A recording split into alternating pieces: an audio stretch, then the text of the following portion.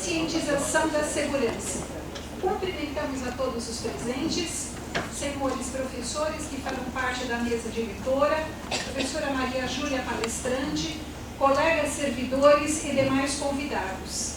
Sintam-se bem em nosso meio e tenham um excelente dia. Agradecemos a direção do IEE, na pessoa de seu diretor, professor Roberto Ziles, por ceder mais uma vez este confortável auditório.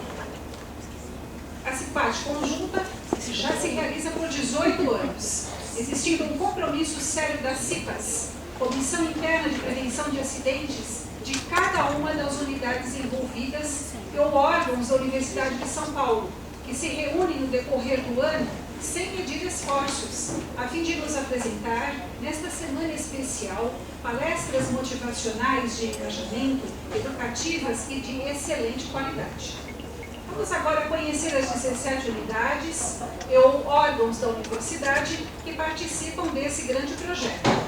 Escola de Comunicações e Artes, Escola Politécnica, Faculdade de Arquitetura e Urbanismo, Faculdade de Educação, Faculdade de Filosofia, Letras e Ciências Humanas, Instituto de Biociências, Instituto de Astronomia, Geofísica e Ciências Atmosféricas, Instituto de Ciências Biomédicas, Instituto de Energia e Ambiente, Instituto de Física, Instituto de Geociências, Instituto de Matemática e Estatística, Instituto Oceanográfico, Museu de Arqueologia e Etnologia, Reitoria da Universidade de São Paulo, Superintendência de Assistência Social e Superintendência de Comunicação Social.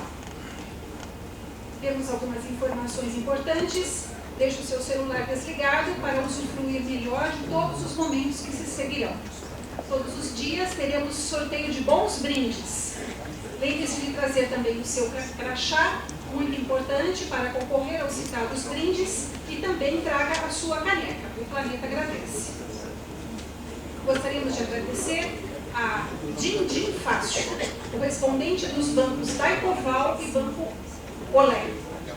Também o Espaço da G, Espaço Vida Saudável, que colaborou com os brindes. Agora uma informação importante, a gravação do evento está sendo feita por meio de uma câmera logo atrás. Se quiserem dar uma olhadinha ali atrás, ali está nossa gravadora do evento. Então, pedimos a gentileza que evitem passar ali na frente da câmera e também evitem permanecer ali naquela área com alguma conversa, com alguma risada alta. Evitem passar por ali e vamos manter um pouco de silêncio, principalmente ali naquela área. Teremos agora a leitura dos dirigentes das unidades. Dando continuidade à Semana Interna de Prevenção de Acidentes no Trabalho, CIPAD Conjunta 2019, a conscientização da segurança, convidamos para compor a mesa diretora a ilustríssima professora doutora Maria Alves Meyer, chefe do Departamento de Microbiologia do Instituto de Ciências Biomédicas,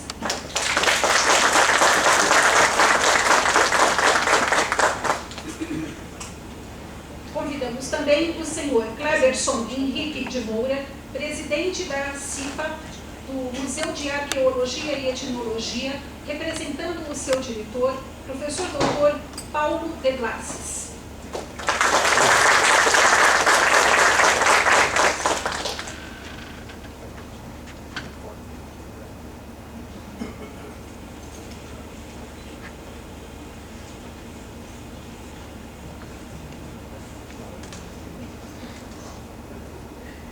Passamos a palavra à professora associada do ICB, professora Maria Alves Meyer.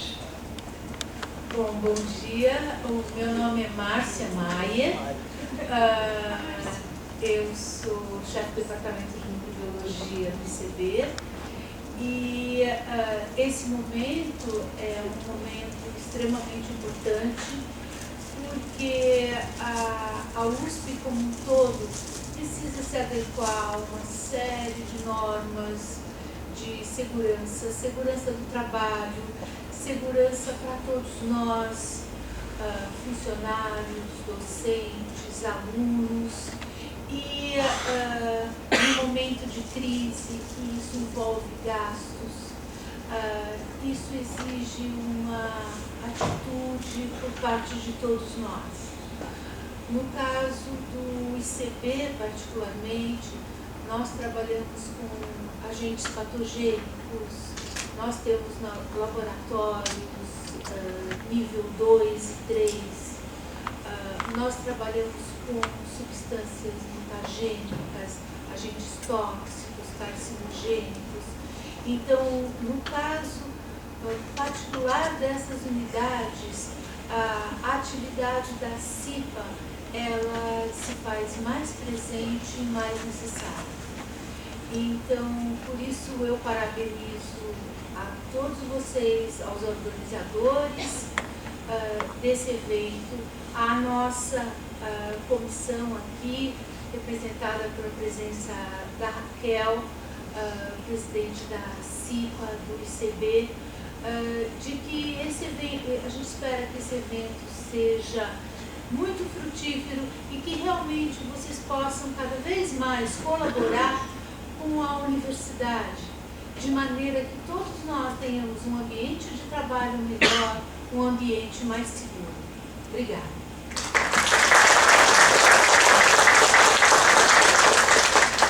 Passamos a palavra ao Cleverson, representante do MAI. Bom dia a todos. Então, eu venho em nome do Museu de Arqueologia e Etnologia aqui da USP, né? É sempre importante destacar que existe sim um Museu de Arqueologia aqui dentro da USP. Então, para a gente é inclusive uma oportunidade para essa divulgação, para passar essa informação adiante. E estou representando o professor Dr. Paulo De Blasis, que é o nosso atual diretor, né, lá no museu, que hoje, por motivos de trabalhos administrativos e acadêmicos, não pôde vir, mas que nos últimos anos sempre tem nos apoiado, e inclusive nessa gestão atual também tem dado um apoio importante para a gente, porque afinal a CIPA não é só uma necessidade formal que está previsto por uma obrigatoriedade mais formalizada, mas acho que é sempre um ponto de vista, uma atitude, uma ação, uma precaução, né, necessária, acho que para qualquer atividade humana, para além dos trabalhos formais, eu diria, né? Então, eu penso um pouco essa Semana da CIPAT não como um evento obrigatório previsto em NR5, mas sim, talvez um exercício de uma articulação nossa de rede, acho que um momento de a gente se reencontrar, um ritual para reativar os ânimos, né? Porque a gente sabe que ser da CIPA, fazer CIPA não é para pessoas que têm ingenuidade, né? Acho que às vezes a gente tem bons momentos de prazeres e toda reunião mensal a gente sempre tem bons momentos de risadas, de felicidades e compartilhamentos, mas a gente também sempre tem que comprar algumas brigas inevitavelmente, né? E por mais que eles não seja uma briga de fato, não seja uma coisa desgastante, mas no mínimo às vezes é um pouco incômoda, no mínimo às vezes custa caro, porque a gente fica pedindo um monte de coisas, né? Pedindo para comprar um monte de coisas, pedindo para atualizar um monte de coisas, pedindo para mudar alguns serviços que estão sendo feitos de formas problemáticas, principalmente questões de EPIs, né, e tal. Ainda mais em tempos de terceirizações, acho que a gente começa a ficar um pouco mais na linha de frente disso, né, e acho que é uma tendência de agora em diante, né, me parece que é um cenário que a gente tem que estar ciente e aí, inclusive, pensar ou repensar nossas práticas. Então, acho que esse é um momento muito importante para a gente estar se fortalecendo, se conhecendo, né, e com isso e tentando alimentar os ânimos para os próximos passos. Né? É um pouco só isso mesmo que eu queria dizer. Obrigado.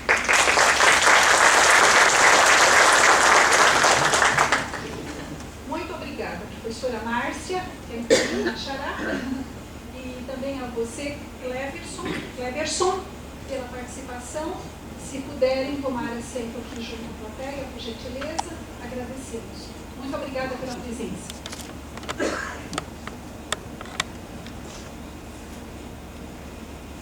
dor de perder um ente querido ou a descoberta de uma grave doença são situações muito fortes e estressantes.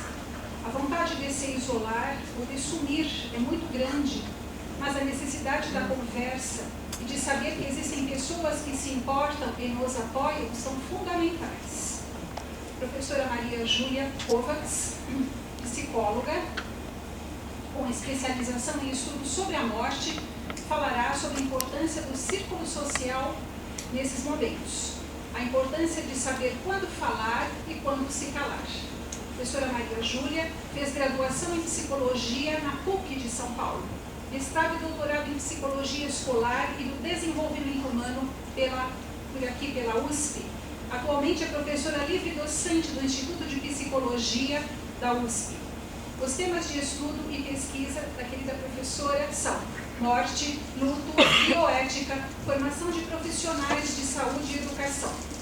Concluiu sua livre docência com a tese intitulada Educação para a Morte, desafio na formação de profissionais de saúde e educação. E atualmente coordena o Laboratório de Estudos sobre a Morte do Instituto de Psicologia da Universidade de São Paulo. Professora Maria Júlia, por gentileza.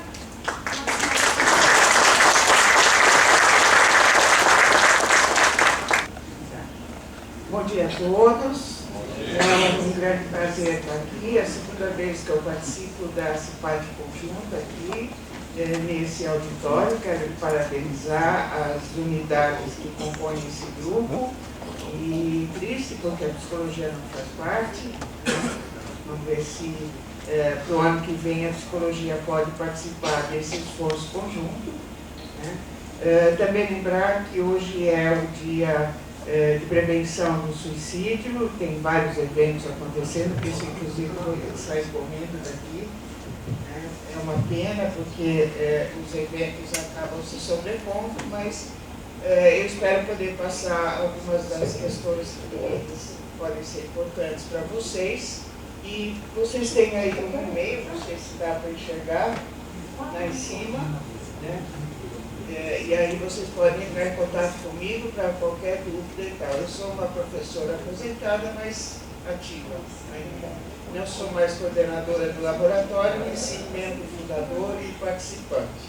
Então, vocês podem entrar em contato com a gente sempre que precisar. Então, eu não vou estar falando sobre suicídio hoje, né? Apesar de ser um dia, porque eu fui convidada para falar sobre esse assunto, que também eu acho que importa para todos nós, né? Eu penso que sim, né? Então, vamos lá.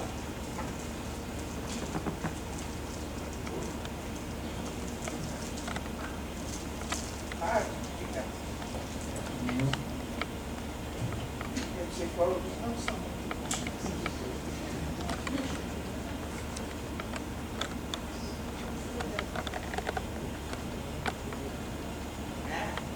Mas eles aprendem rapidamente.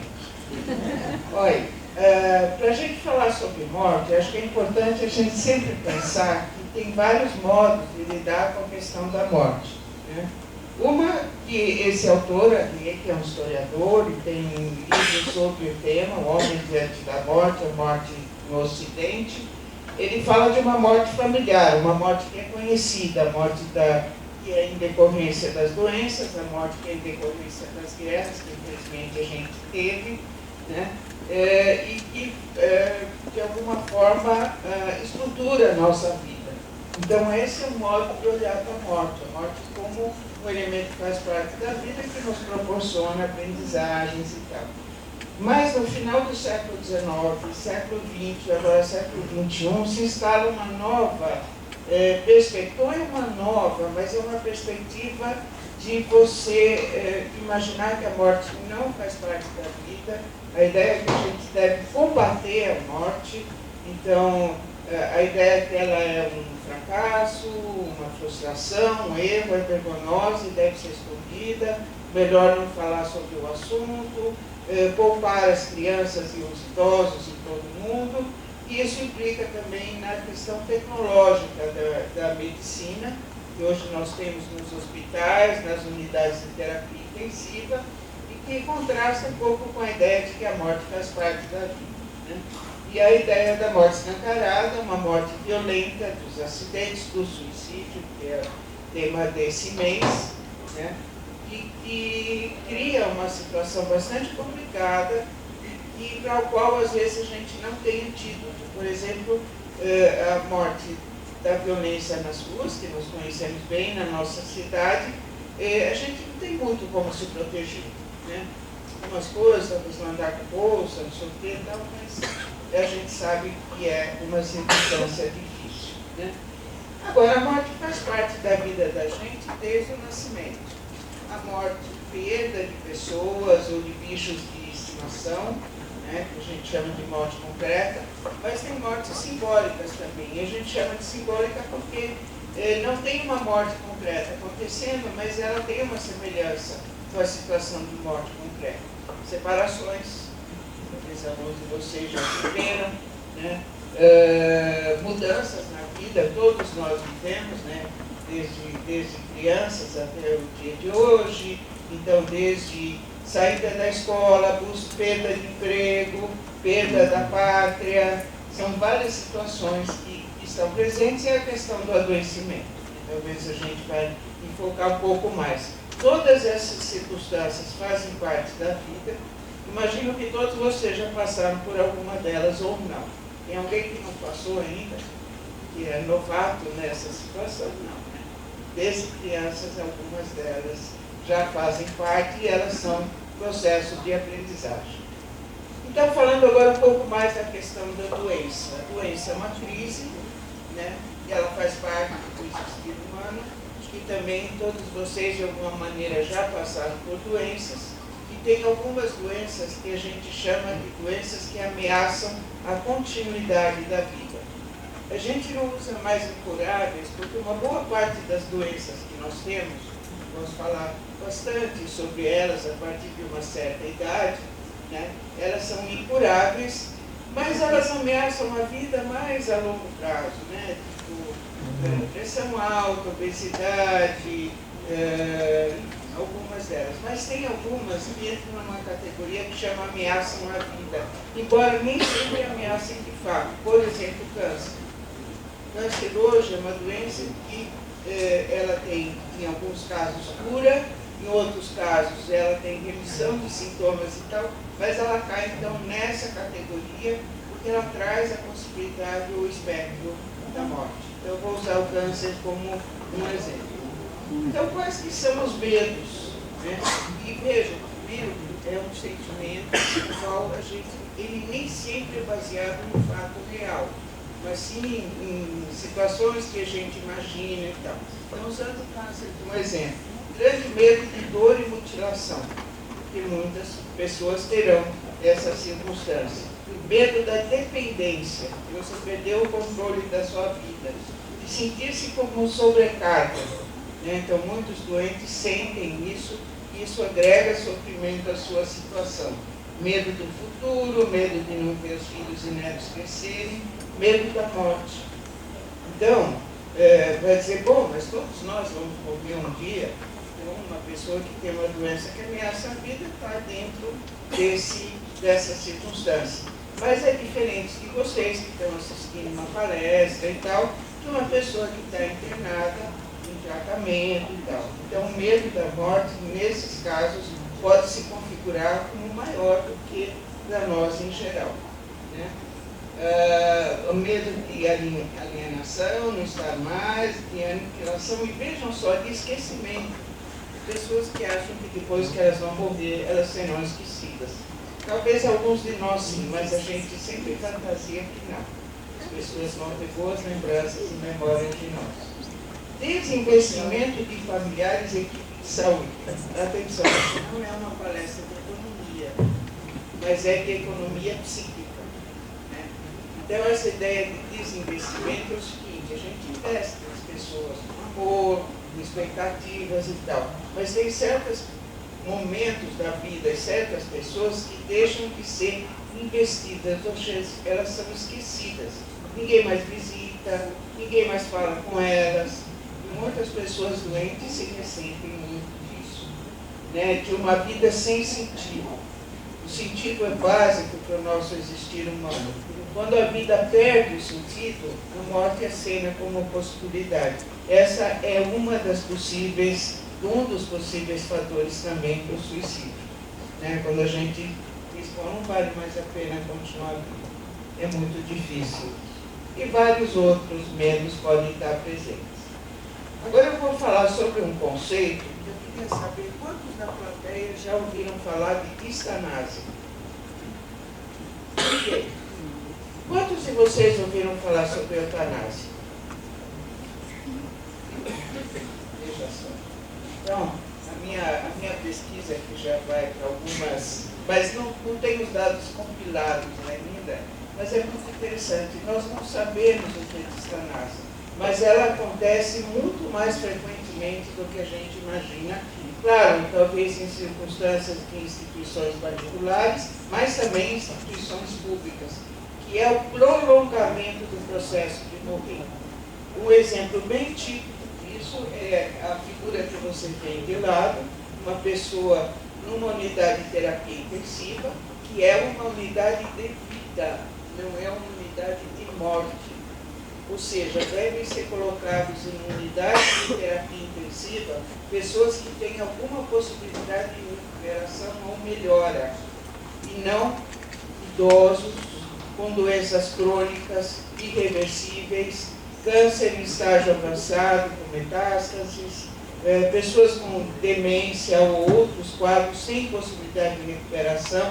Para essas pessoas é muito importante um cuidado intensivo de outra ordem, num quarto rodeado de familiares, com cuidados de alimentação, de higiene, alívio e controle da dor, e todas essas circunstâncias que não são possíveis, muitas vezes, em unidades de terapia intensiva. Então, a distanásia é uma das formas de morte indigna que muitas pessoas, infelizmente, estão sendo submetidas junto com outras pessoas que morrem na fila de espera. Vejam que paradoxo que a nossa sociedade interessa.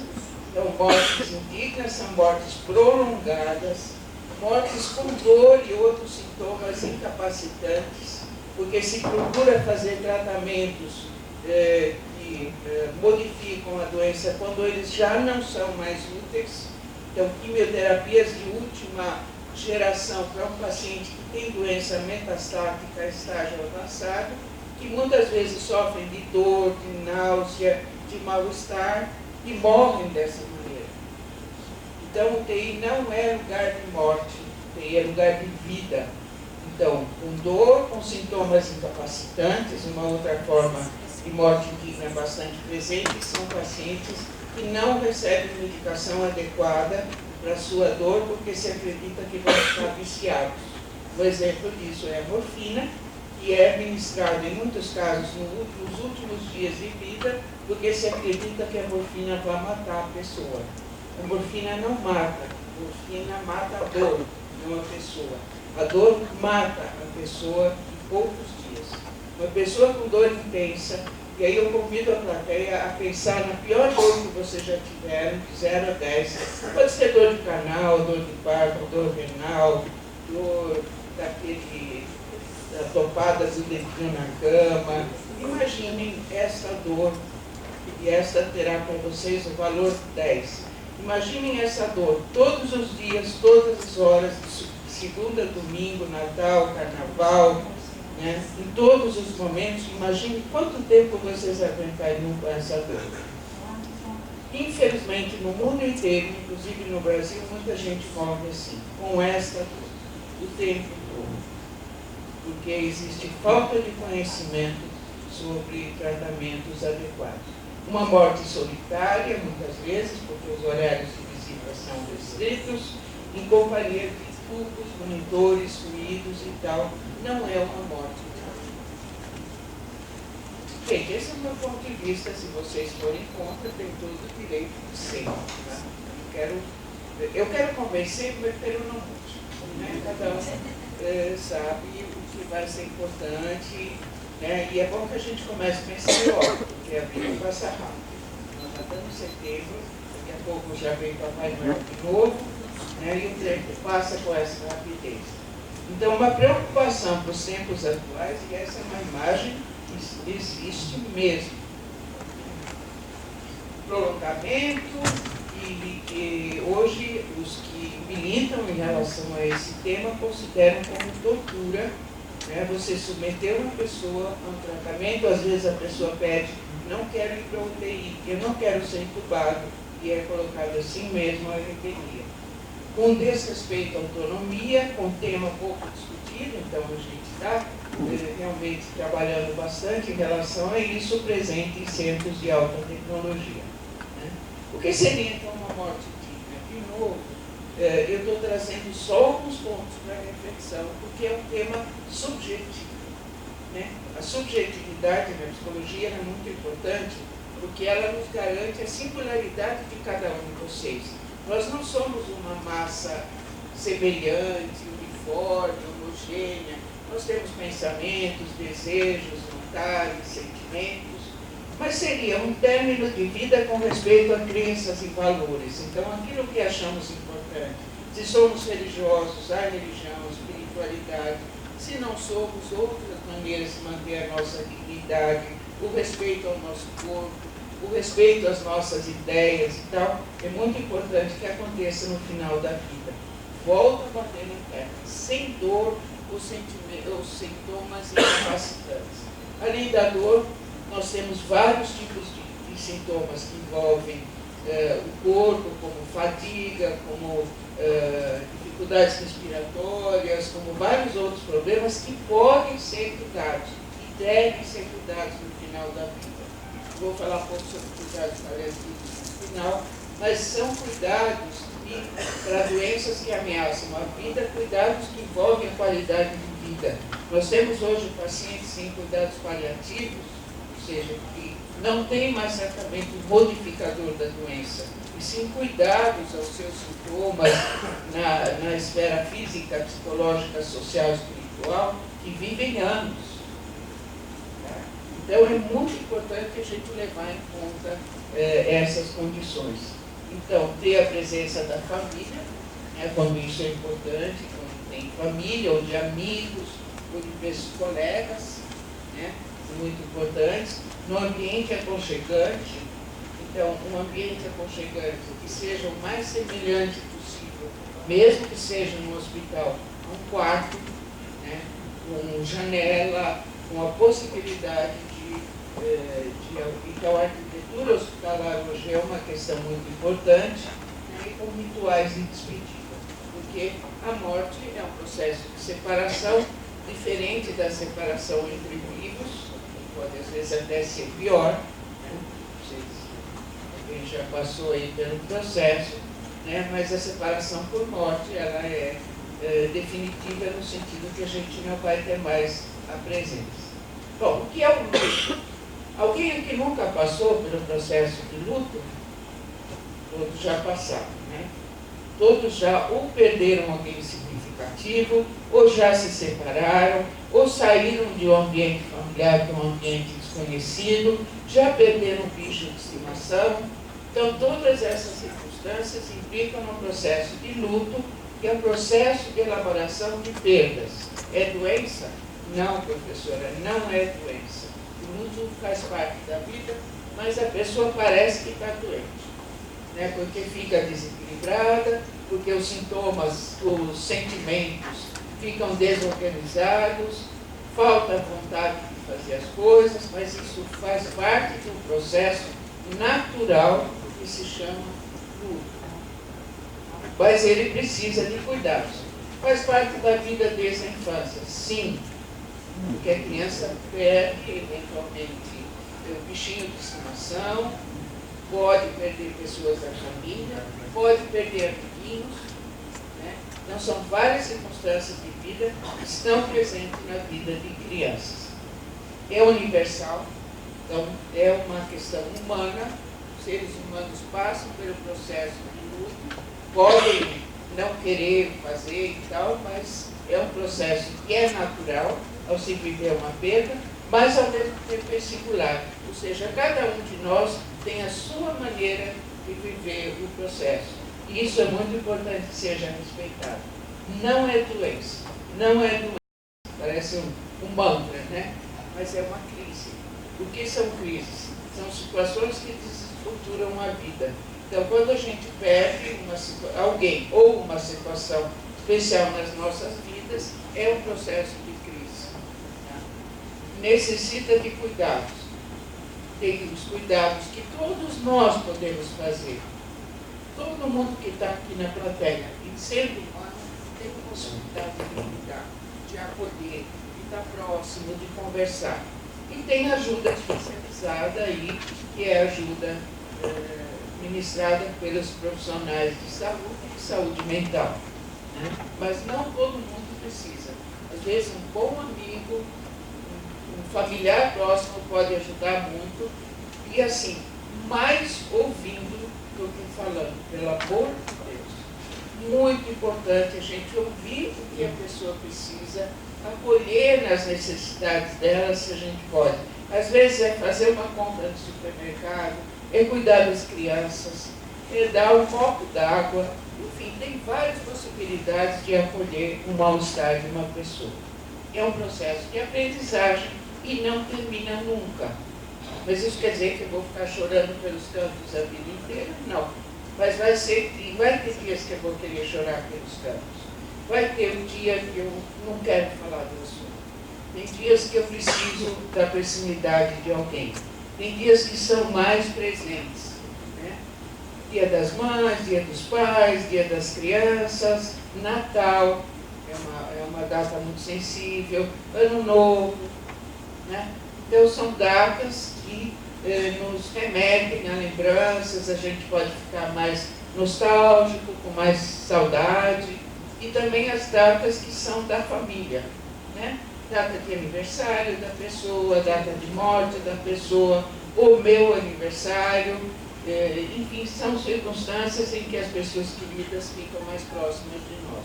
E não acaba nunca, porque a gente sempre pode agregar mais um sentimento, mais uma lembrança. Então eu digo para vocês, saudade, que é um termo tão brasileiro, é muito bom, porque ele ajuda a gente a ir ressignificando a vida.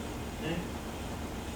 Tem fatores que influenciam o processo do luto, que são importantes. Então, quem foi a pessoa perdida, uma pessoa próxima, uma pessoa que eu tinha uma certa dependência, essa pessoa organizava a minha vida, ou a pessoa que foi perdida, a pessoa que a gente cuidava, e sentia que era mais frágil. E são várias circunstâncias da pessoa que foi perdida e a nossa relação com ela. Características pessoais do enlutado. Então, as suas características pessoais, como a pessoa vive a sua vida, as suas formas de enfrentamento, seus recursos internos, enfim, são várias circunstâncias que são importantes, que a gente chama de personalidade da pessoa, o modo como ela expressa ou não os sentimentos, né? A sua história de vida, se ela já teve outras perdas, como ela foi cuidada e tal. Natureza da ligação, isso eu acho interessante. Né? Quando a gente pensa assim, eu estou olhando o relógio por causa do horário. O horário é meu.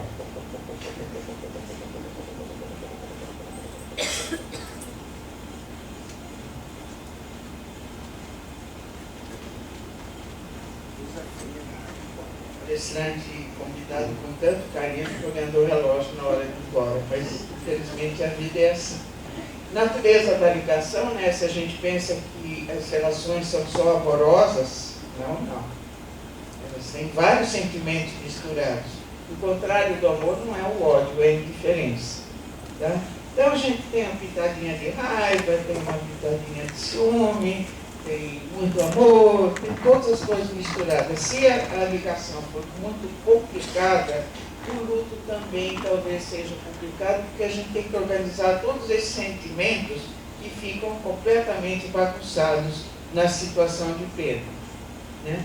O tipo de morte, então, nós estamos justamente nesse mês trabalhando com a questão do suicídio, muito mais com a prevenção, mas nós temos que trabalhar muito com o que se chama de pós-venção, que são os cuidados das pessoas que já tiveram tentativas de suicídio, com os familiares enlutados, E eu vejo pouca coisa falada a respeito disso.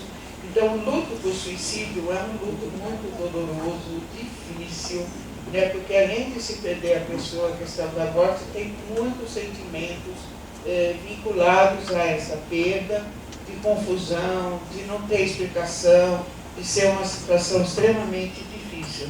Mas isso não quer dizer que a morte, o luto por pessoas que passaram por doenças graves também pode ser difícil. Pode ser um processo prolongado, com sofrimento, que também perturba o processo de luto, eu já vou falar sobre isso, né? Quais foram as experiências que a pessoa teve e os cuidados. Então, se uma pessoa teve bons cuidados desde a infância, gente que conversou, que acolheu os sentimentos e tal, isso ajuda na elaboração dos lutos posteriores, né? Isso é bem importante a gente saber. A doença mental, veja, eu fiz várias vezes, luto não é doença, mas se eu tenho um transtorno mental, depressão, esquizofrenia, outros processos, eles perturbam o processo de luto. Então, não é que a pessoa não vai entrar em processo de luto, mas vai, às vezes, ter problemas em relação a isso. Tá? E a rede de apoio social é muito importante, né? Então, se eu tenho uma boa rede familiar, de amigos, às vezes a pessoa não tem família, mas tem muitos amigos, pessoas próximas, então isso ajuda. Luto antecipatório. Então, esse é um nome que talvez vocês ouvem, para nós da psicologia, ele é muito importante, que é as perdas que são vividas no processo do adoecimento, principalmente daquelas doenças que ameaçam a vida, né? E que tem vários sintomas incapacitantes. Então, não é só o luto pela morte no final, mas já pelas perdas que o próprio adoecimento provoca. Perdas da saúde, limitações físicas, questões psicológicas, da questão do trabalho, tudo isso da família, porque quando há hospitalização, às vezes há uma separação da família, no caso de crianças, isso fica bem marcante, né? E a perda de identidade, essa é uma questão que eu gosto de discutir, que é a seguinte: aqui todo mundo tem nome, tem a sua função, aqui na USP, trabalha, você entra no hospital, muitas vezes você perde tudo isso, né? Você vira o leito X, você usa a roupa Y do hospital e você deixa de ser o funcionário, o docente, o estudante, então você passa a ser o doente. E é isso que é a perda de identidade. E é uma discussão muito séria nas instituições de saúde para retornar o nome das pessoas. Não é a senhorinha do quarto X, tá? É a dona Maria, a dona Márcia, o seu José, ou quem quer que seja. Isso é muito importante.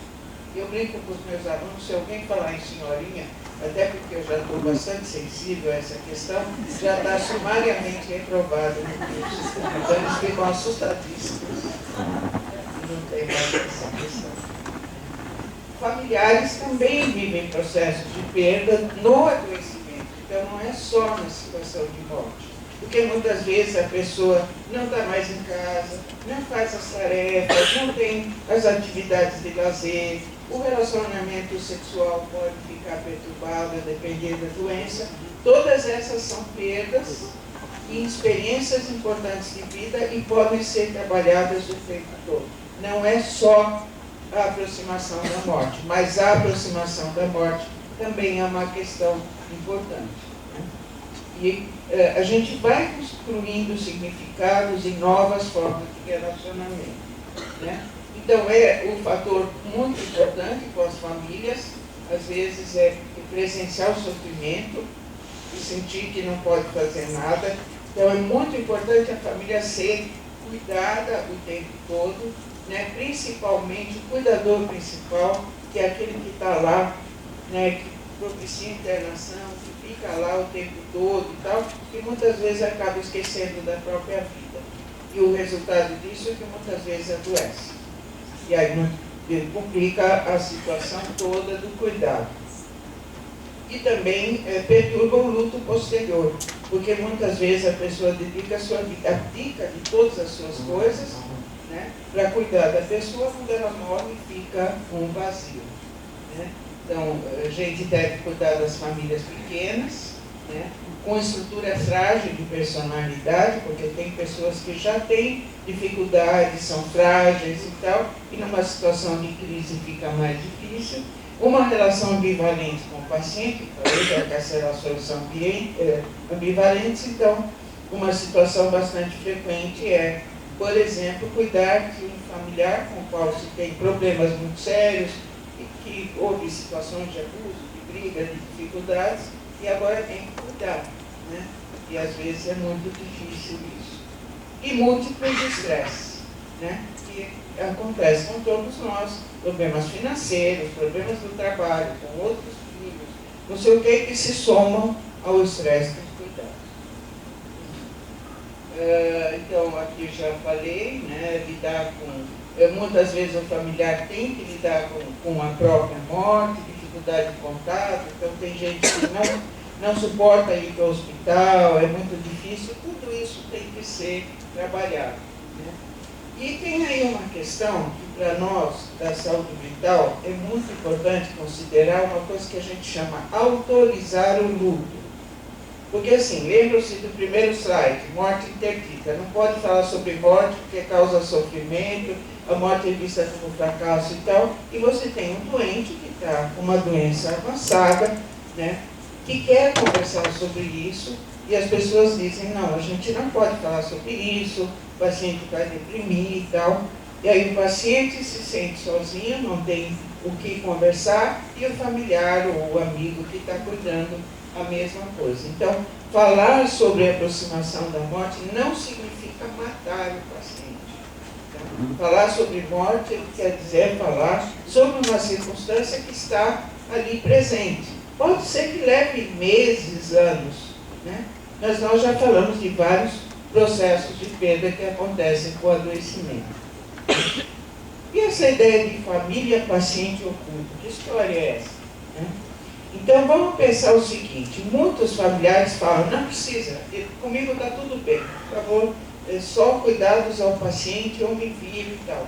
Não se vira. Porque o que acaba acontecendo muitas vezes que o seu sofrimento não é cuidado. Então hoje, em vários tipos de programa, a gente procura, de fato, cuidar da família. E eu vou dizer para vocês, às vezes os familiares sofrem mais do que o próprio paciente, que está ali cuidado, com as suas necessidades cuidadas e tal. Então, eu sei que muitos de vocês talvez já viveram esse tipo de situação. É muito importante que todos possam ter cuidados. A gente considera hoje que a unidade de cuidados é paciente mais família, ou cuidador. Aqui eu vou... Já ouviram falar de cuidados paliativos? Já, claro, o professor Sá já falou sobre isso. A questão é a seguinte, cuidados paliativos é uma área que está se desenvolvendo hoje, que é bem importante, né? Nós temos hoje um trabalho a ser desenvolvido aqui no Brasil. O Brasil não está bem na fita de cuidados paliativos, mas está se desenvolvendo com bastante rapidez. Nós temos uma Academia Nacional de Cuidados Paliativos que congrega profissionais, conhecimentos, estudos sobre a área. Tá? E aí, então, cuidados paliativos é uma abordagem que promove qualidade de vida de seus pacientes e familiares diante de doenças que ameacem a continuidade da vida. Então, são essas doenças, mas hoje eles estão querendo ampliar. Então, doenças que ameaçam, doenças que limitam, daqui a pouco vai aparecer doenças crônicas ou qualquer adoecimento que a gente tenha. A importância da qualidade de vida, do bem-estar e da dignidade deve estar presente. Então, isso implica, né, na prevenção e alívio do sofrimento. Prevenção quer dizer, eu imagino ou sei que vai acontecer dor ou outro sintoma, eu já me antecipo na sua manifestação, pensando em medicação, em tratamentos adequados para isso. Por exemplo, a morfina que eu falei, que é um medicamento para dor intensa. Eu sei, por exemplo, que em câncer avançado a dor possivelmente estará presente. Então eu não preciso esperar ela se manifestar na sua mais alta intensidade para entrar com uma medicação. Opiáceos, que são medicação para dor intensa, eles causam constipação intestinal. Então eu já antecipo essa questão entrando com a medicação em laxativos. Já entro com esclarecimentos sobre o tipo de medicamento, trabalho com crenças arraigadas e tal, e vou ajudando no processo. E é identificação precoce, que é isso que eu falei, avaliação e tratamento impecável da dor e outros problemas de natureza física, mas também psicossocial e espiritual, ou seja, um tratamento holístico integrado, porque hoje há uma preocupação muito maior, né, se instalando em pessoas que têm doenças que ameaçam, limitam a vida, ou doente. Porque a doença afeta as pessoas de maneira diversa. Tá? Então, isso é uma questão muito importante. Essa é uma definição da Organização Mundial da Saúde de 2014, mas algumas questões vão se agregando. Hoje, cuidados paliativos são política pública de SUS. Então, agora vai ter que ter toda uma discussão sobre a implantação desses cuidados, é lei. Né? Então, todos esses cuidados em nível de atenção primária, secundária e terciária, pública e privada. No caso do câncer, todos os programas de referência ao cuidado de câncer têm que ter programas de cuidados paliativos. Tá? Mas é câncer. Agora temos que fazer uma discussão em relação aos vários quadros de demência, as doenças neurodegenerativas, a AIDS e outras doenças cardíacas, renais, hepáticas e todas mais que a gente possa imaginar, para que todas elas tenham programas de cuidados paliativos. Então é uma imensa batalha do governo, né, e nossa de conseguir que isso seja possível. E cuidados paliativos são uma das medidas principais de combate à distanase, que é o prolongamento do processo de morrer com muito sofrimento. E a educação para a morte é um trabalho que eu tenho discutido, que é essa questão de esclarecimentos, informação, busca de conhecimento e busca de aperfeiçoamento pessoal em relação à questão da vida e também da morte. Educação entendida como desenvolvimento pessoal e individuação. O que é um autor da psicologia, que a gente estuda muito, e que tem uma perspectiva de desenvolvimento para toda a vida, ou seja, cada um de nós, desde a infância, adolescência, vida adulta, velhice, podemos trabalhar com educação interior, com autoconhecimento, com desenvolvimento pessoal, que é o que a gente está fazendo. Então, nós temos algumas modalidades de atendimento psicológico, por exemplo, psicoterapia, terapia para trabalhar com questões pessoais e tal, que pode ser importante na situação de doença e luto, né? O plantão psicológico, que é um atendimento de acolhimento e de cuidados, que pode ter uma sessão ou várias, né? Nós estamos agora reinaugurando, já temos uma modalidade de plantão psicológico no Instituto de Psicologia, que acontece às terças-feiras, né, no final da tarde, e agora se reimplanta o plantão psicológico também nas quartas-feiras, também no período da tarde, né, no Instituto de Psicologia. Cuidados psicológicos que devem ser, durante todo, por exemplo, na questão do adoecimento, podem ser muito importantes. Então, são visitas realizadas por psicólogos para pacientes internados, para os familiares, grupos de autoajuda, trabalho com imagens mentais, visualização, relaxamento e toques. Né? É a flexibilização, né, para a situação hospitalar, mas hoje a maior parte dos hospitais brasileiros tem serviço de psicologia e de cuidados ao luto antecipatório do paciente, dos familiares, preparação pré-cirúrgica, pós-cirúrgica, e nós estamos também tentando desenvolver programas públicos de cuidados enlutados. Nós temos algumas ONGs que fazem esse tipo de trabalho. No LEM, no Laboratório de Estudos sobre a Morte, existe a possibilidade também de atendimento a pessoas enlutadas. Na PUC tem o programa do LELU, que é o Laboratório de Estudos sobre o Luto. Depois, para quem tiver desejo de informação sobre isso, eu posso passar para vocês. E aqui eu trago para vocês, encerrando minha palestra, 5 minutos, né, para reflexão. Cicely Saunders foi a pessoa que instalou os programas de cuidados paliativos na Inglaterra, em 1967, né, com todas essas características que eu falei para vocês nos slides anteriores, e ela nos diz o seguinte: sofrimento existe, mas ele só é intolerável quando ninguém cuida, quando eu não sou ouvido, quando eu não sou escutado, quando eu não sou acolhido. Desculpem pela disparada, né, mas infelizmente por uma necessidade minha, né, dada a semana de suicídio, que possam ser feitas para mim pelo meu e-mail. Conseguiram anotar? Então, muito obrigada.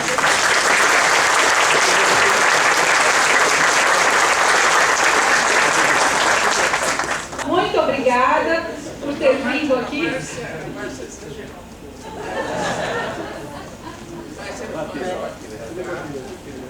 Mas você não sentada, mas eu tenho as parceiras na graduação, nas quartas-feiras, e agora no segundo semestre, na pós-graduação. Se vocês tiverem interesse, podem entrar em contato comigo, tá? E no ano que vem vocês podem frequentar. Tenho tido estudantes de várias áreas, né? E é um prazer poder estar com vocês. Agradeço o convite e vou ver por que essa parte, a psico não faz parte desse conjunto. Eu acho que é uma bronca para nós. Muito obrigada. Uma singela lembrancinha nossa, e eu esclareço assim: a psico talvez faça a CIPAT interna, por eles mesmos, né? Aqui nós temos as 17 unidades que se juntam no decorrer do ano, mas algumas fazem por elas mesmas, né? Então, a senhora investiga. Olha aqui o presente. Obrigada, professora.